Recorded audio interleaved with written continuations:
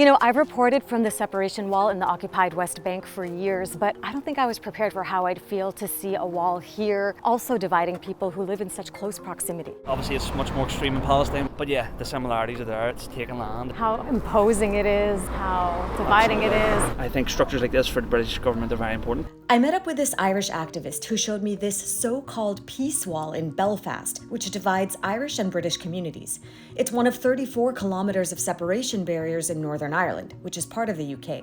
Built in 1969, it's a lasting remnant of what's known in Irish history as the Troubles. That's when the long-standing colonial oppression of Irish Catholics boiled into an armed conflict between Irish nationalists on one side and pro-British communities and the British state on the other.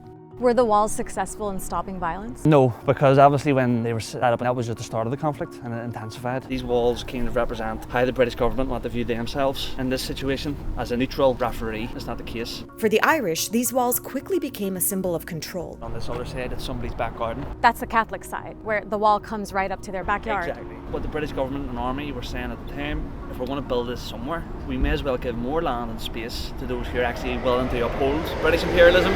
Over the years, the Irish have turned parts of the wall into murals of support for other anti-colonial struggles. And since the genocide in Gaza began, this wall has been dubbed the Palestinian Wall.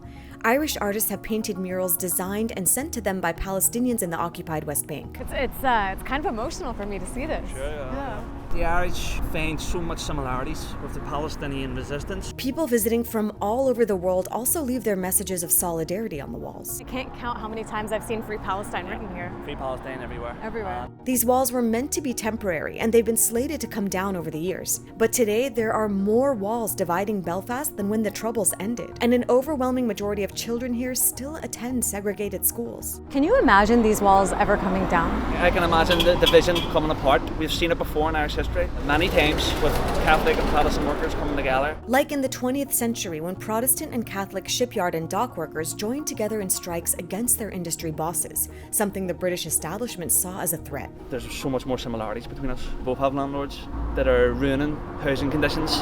We are also dealing with the same cost of living. Yeah, you're saying it's a class thing more so than a religious or nationalist. Absolutely. We're falling under the same boot of a ruling class that's continuing to make more wealth, while the other end of the polar, both Catholic and Protestant, becoming more poor as the day goes by. You know, it's damage that the British government has done here, and it'll take time to restore that class unity.